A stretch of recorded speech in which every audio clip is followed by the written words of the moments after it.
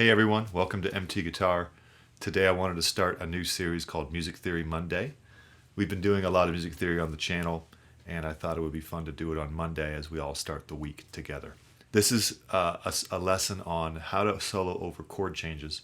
We're going to look at the secret behind the Hotel California solo. It's not really a secret among pros, but perhaps among students it might be something a little mysterious as to how do we solo when the chords are changing. What do? A lot of times we stick with one scale, whether it be pentatonic, major scale, minor scale, and then we kind of hope for the best, right? I know I did that for quite some time. And as I was thinking about this topic and thinking, how do I teach this? Hotel California popped into mind. And I thought, wow, this is a beautiful example of how we can solo over different chords.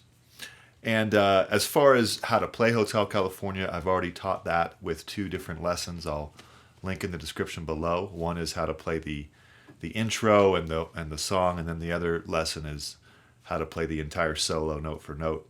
So you can check that out. But this is not going to be necessarily a breakdown on how to play any of the parts. It's more looking at the song, looking at the solo and the chords that are changing, and how we can take that and really run with it with all of our soloing over any song, right?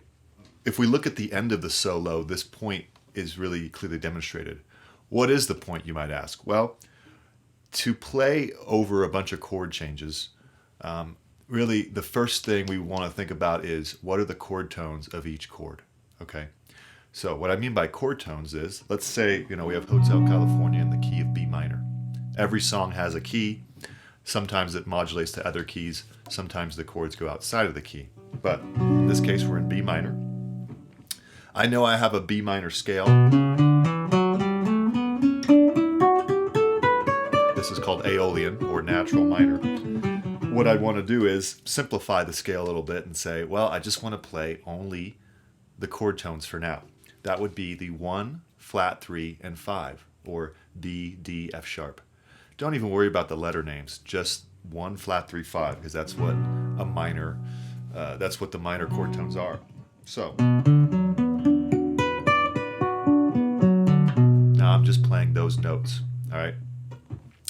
The very end of the solo when it starts going,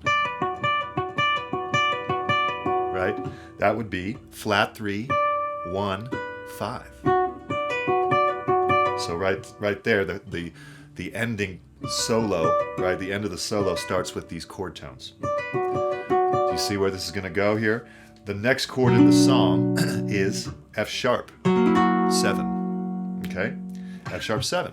So we would have chord tones of an F sharp 7. We would have 1, 3, 5, flat 7. There'd be a complete F sharp 7 arpeggio in that position. So after they do B minor,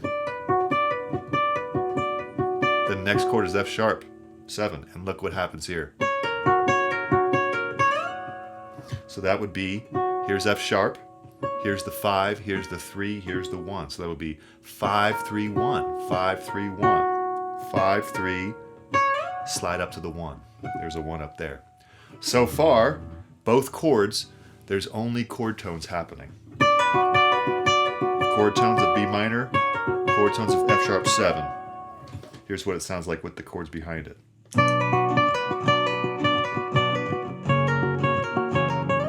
Okay. The next chord is A. Now we have, you guessed it, just chord tones. That would be 3, 1, 5.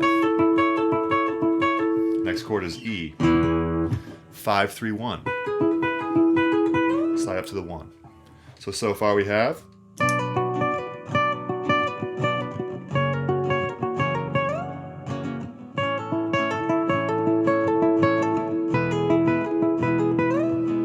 this trend continues. G major is the next one. Same as what we did with the A, but 2 frets down. Same as what we did with the E, now 2 frets down to D. Okay? So every single riff so far has just been 1, 3, or 5. Now E minor, flat 3, 1, 5. F sharp, 7, 3, 1, 5 to the 5. Let's hear what it sounds like. B minor, F sharp 7, A, E, G, D, E minor, F sharp, the harmony, 5, 3, 1. Okay, let me stop there. So then there's a harmony part, right? And it's a third up, but really it's 5 flat 3 1 of B minor. Now I mentioned F sharp 7. Where did the 7 go? I was just doing at first I was just doing 5 3 1 over the F sharp 7. What about the flat 7? Well, fear not, my friends. We have the harmony taking care of that up here. So after this, B minor, the next chord is F sharp 7, and we have flat 7 right here, 5 3 of F sharp. So that would be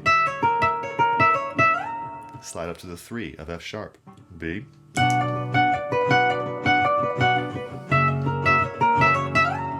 Right? And after the F sharp 7 is an A chord, and this trend just continues. Here's the chord tones of an A. Only 1, 3, 5. And this harmony part goes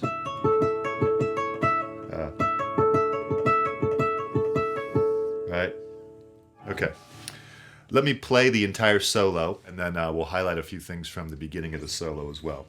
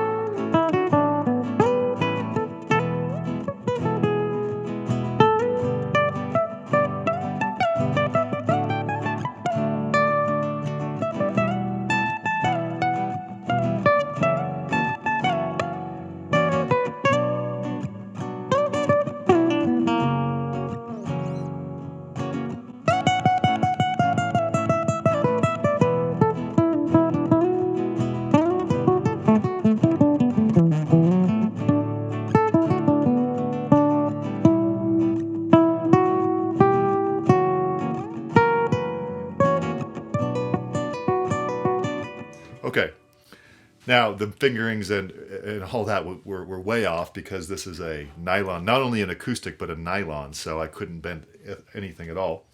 So if you want to learn the actual electric solo, you'd have to go to my lesson or somebody else's. That being said, we can learn from this solo. The first notes here without any bending, but just going to the correct frets, would be B minor pentatonic.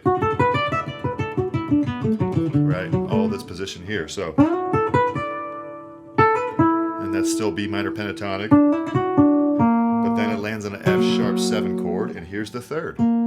Okay, right there. All right, then it goes to an A chord. So right now it's kind of B minor pentatonic, and then there it goes to outside of the B minor pentatonic to land on the third of E. So I think you're getting the point. We could go through this solo and find more and more examples, but what I would recommend is, we can take any chord progression. This is kind of a complicated chord progression. So if you're still here with me, let's say we take just a 1, 4, 5, and we want to work this.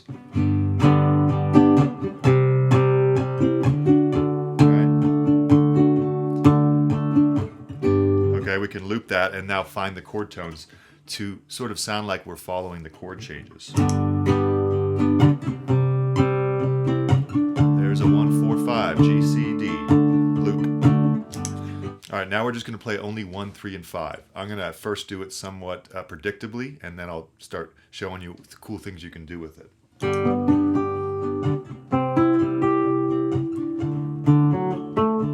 So I'm just staying in this position. 1, 3, 5.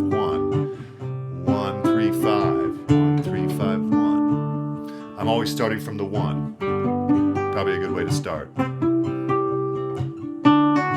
also do it there. But what if I said I'm getting tired of that, now I want to make it sound more like a solo? That kind of sounds like something that's a little more predictable, but something that's a little more melodic. I wouldn't be jumping around every time the chord moves, so it might go like this.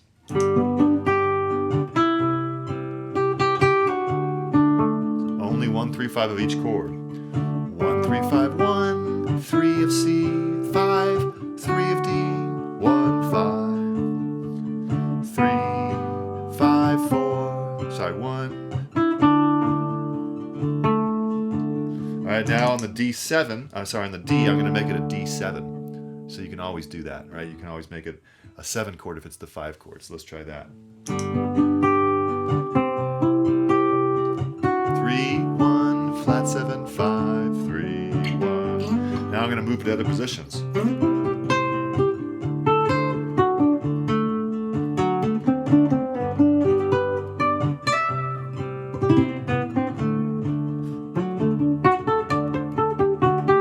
1, 3, 5, 1, 5, 3, 1. Flat 7, 1, 3, 5, flat 7, 3, 5, 3, 1, 1, 5, 3, 1, flat 7, 3.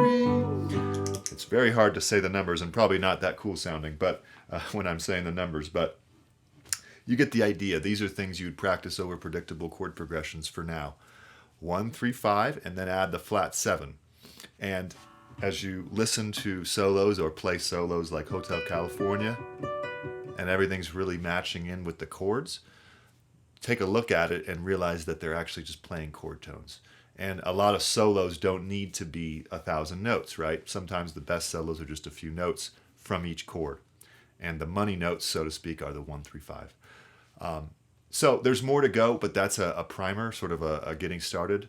And check out the tab on the Patreon. There'll be a study guide all about this. And subscribe, hit the bell icon and the thumbs up, and we'll see you next lesson. Bye.